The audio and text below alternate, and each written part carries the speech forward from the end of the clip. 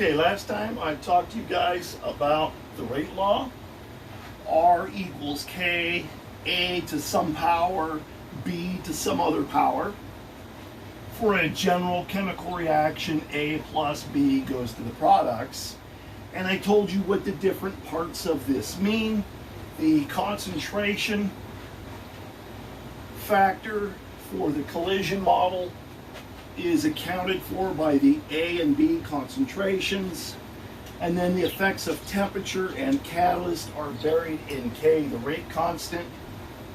I'm going to teach you now how to determine the rate law and the rate constant for some experimental data for this hypothetical reaction. So in this chemical reaction, here's what happens.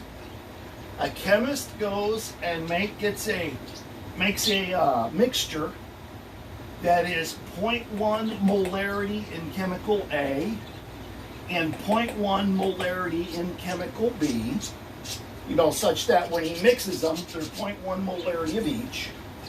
And then they time how long it takes for the reaction to proceed, and they measure the initial rate of the reaction. Remember that curve? I told you they might measure how A drops off, the concentration of A. And this is time. And to get the initial rate of reaction, you do a tangent line right at 0. And then you take the slope of the tangent line. That's what they do. And so they experimentally find out, in my pretend example, that when I have 0.1 molar this and 0.1 molar that, my R naught, meaning initial rate of reaction, is 0.0150 molarity per second. Remember, this is molarity, that's molarity. Rate is always molarity per second. Sometimes they'll do molarity per minute or molarity per hour, but we're doing molarity per second. Then that chemist comes along and she makes a reaction, or starts a reaction. It's 0.1 molar in A, but 0.2 molar in B. So she keeps A constant, but changes the B concentration and gets the initial rate of the reaction again through that graphing method. Then she makes a solution that's 0.2 molar in A, but 0.1 molar in A, because this was 0.1 molar in A, so she compares and gets a rate of reaction. It's 0.0300 molarity per second. Again, hypothetical numbers from hypothetical experiments. Now, I'm going to teach you how to do this mathematically, and on the test, when I say calculate or determine the values of M and N and K, the rate constant, the way I'm showing you is the way you have to do it. You have to show me all these steps because I want to see that you learned the skill set. But I also want you to know how to look at it and get an idea for what's going on, what the answers probably should be before you even do some calculations. And if I look here between trials 1 and 2, I kept the concentration of A constant, but doubled the concentration of B, but the rate of reaction did not change even when I did double the concentration of B. That tells me, the rate of reaction does not seem to depend upon the concentration of B, and that implies then that N is equal to 0. If there's no dependence, that means that exponent up there is 0. Now, if I compare experiments 1 and 3, you'll notice 1 and 3, B is kept constant, but A has changed. And if I double the concentration of A from 0.1 to 0.2, what happens to my rate of reaction? It appears to double, 0.0150 to 0.0300 molarity per second. It appears to double. What does that imply? That implies that the value of M is 1. Okay, exponent is 1. So when I'm looking at it, I go, that's what I think the answers are supposed to be. But Dr. Williamson said I have to show how to solve it mathematically the way he said it. So if I want the points on it, hey, I've been fair warned. You showed me how to do it. It's not hard to do. If I don't do it on the test, it's my own fault. If Dr. Williamson says, do it this way because it's important, I'm going to show you how to do it, and it's not hard to learn, and then I choose not to do it on the test, that's my way of saying, Dr. Williamson, I don't want points for this question. Right? We don't want that to happen. So what I'm going to do is, I'm going to take trials 1 and 2, and I'm going to take rate of reaction number 2 is equal to K A to the M B to the N for experiment 2. I'm going to divide that by experiment 1.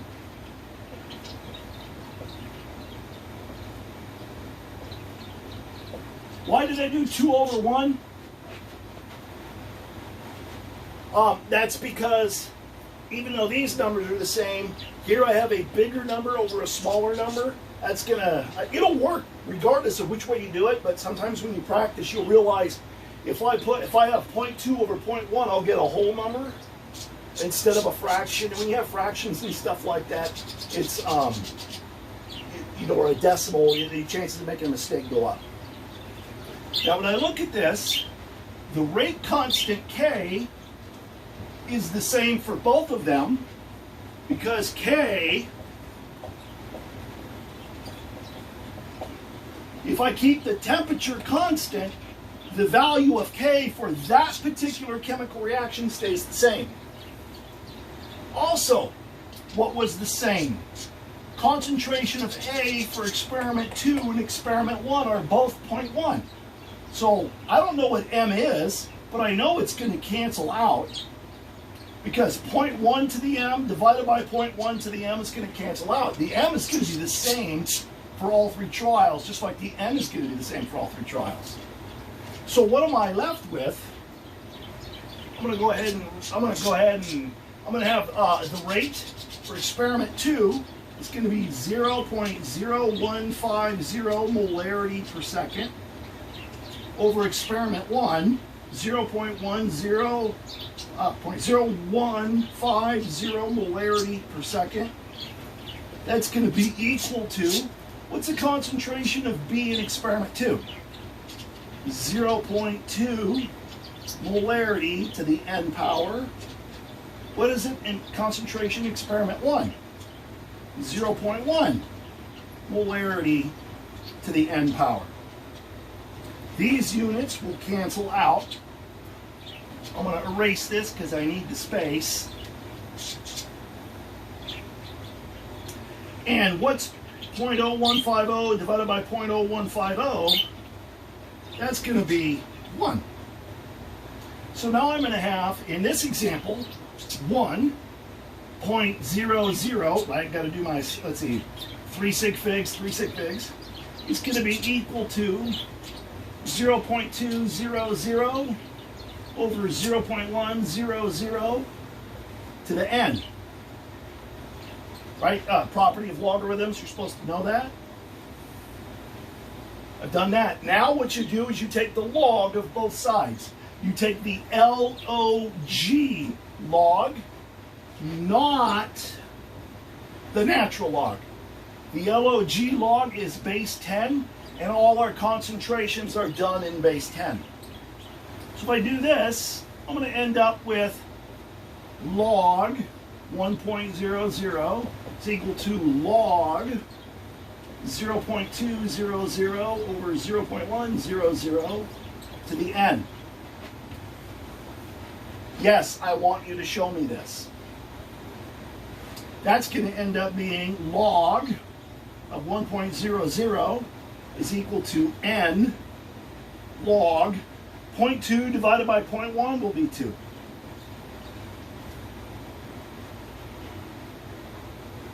I want you to show me these steps. Right? I'm not giving you points just for getting the answer right. I'm giving you points for showing me a skill set. Now if I solve for N, I'm going to have N equals the log of 1 divided by the log of 2 The log of 1 is 0. And I know that n is equal to 0. Okay? So I'm going to go over here. N equals 0 for this particular experiment. Now I got to find out what m is. To find out what m is, I want b to cancel out. Well, if I choose experiment 3 and experiment 1, b will cancel out because it's the same. And if I put experiment 3 over experiment 1, I'm going to have 0.2 divided by 0.1, 0.03 divided by 0.0150. That's going to give me whole numbers. So I'm going to go rate 3 over rate 1 is equal to k a to the m b to the n for experiment 2, k a to the m b to the n for experiment 1. Yes, I know n is equal to 0, and so that's just basically 1. I still want you to show me this because there's a certain skill set I want you to show me. I want you to show me that you know that k cancels out, because for this particular reaction, k will stay constant if the temperature stays constant. And I want you to show me that b cancels out because I'm going to have 0.1 divided by 0.1 to the n divided by 0.1 to the n is going to cancel out. I want you to show me that you know that. Then I'm going to have R3 over R2 is equal to A of experiment 2 to the m, A of experiment 1 to the m. I put the numbers in. 0.0300 molarity per second, 0.0150 molarity per second is equal to, let's say, 0.200 to the m, 0.100 to the m.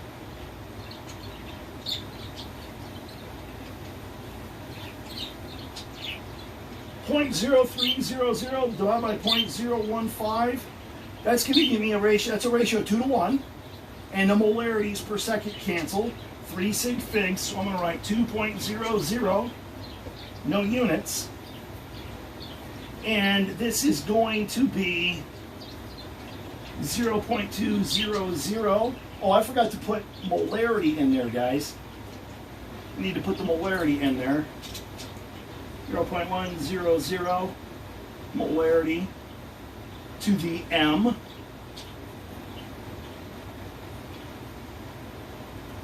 This m is not the same as the molarity, okay?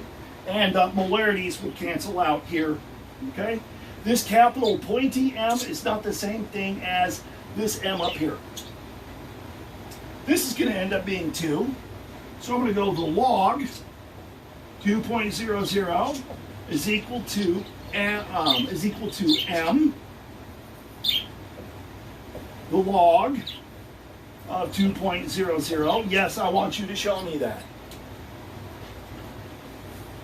Right? So m will be equal to the log 2.00 divided by the log of 2.00, and m is going to be 1. So we'll go up here and write m equals 1. So then I would say I have the rate law partly done. I know m and n, but I still need the value of k.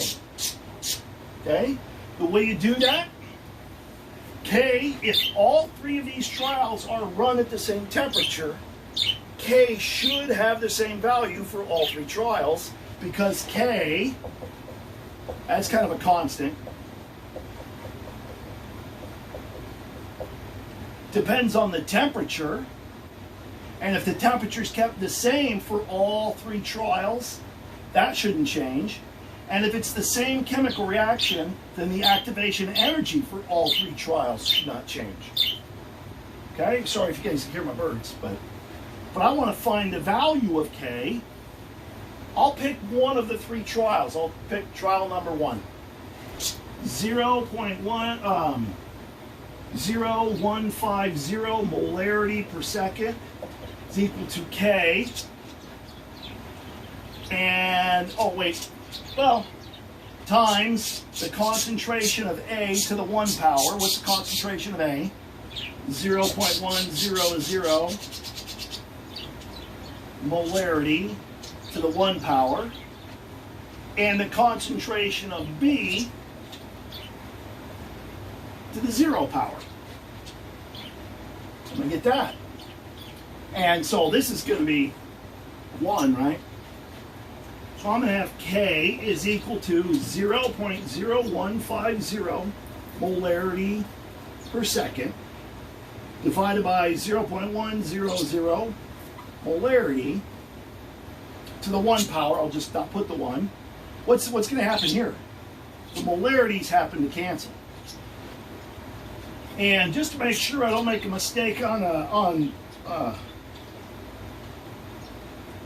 that's being recorded, if I divide these two, I'm going to get 0.150.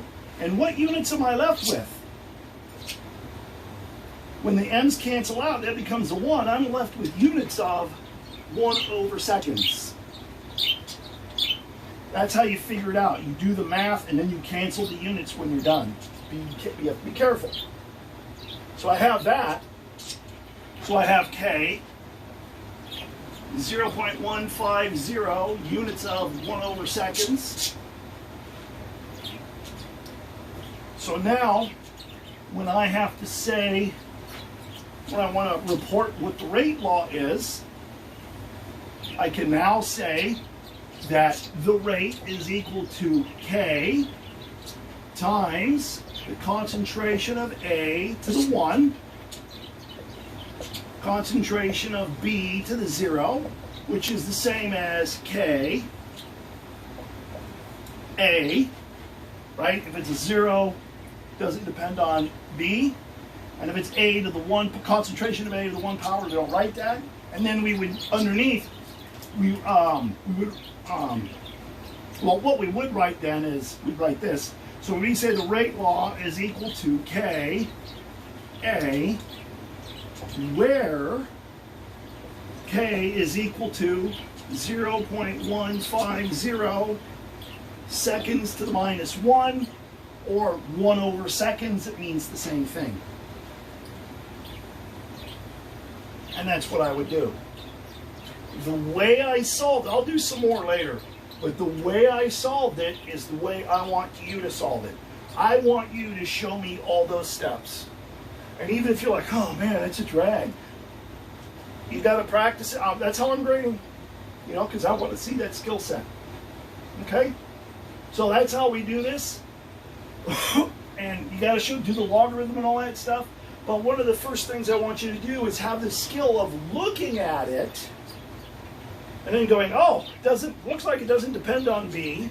And if you double the concentration of A, then the reaction rate doubles. So it looks like concentration of A to the 1 power. So it looks like 0 order in B, 1st order in A, and the overall order is equal to m plus n, which is 1 plus 0, which is equal to 1. Then when you solve it, you're going to show me the math that I just demonstrated for you, and then you're going to report the answer like this. Okay? I hope that helps you guys understand the basic concept. Yeah, I chose simple, straightforward numbers for now. You know, it's not a case of, oh, Dr. Williamson only does the easy ones and he saves the hard ones for the test. That's not the case. But when I show it the first time around, I'm going to show the easy ones, or easier ones, so we don't get tripped up.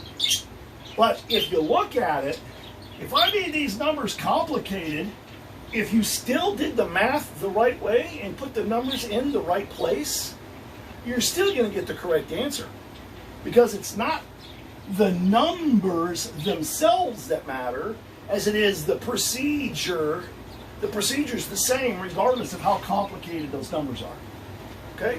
So you got to practice that a lot. I hope you guys get it. And if you have any questions, contact me by office hours. Okay.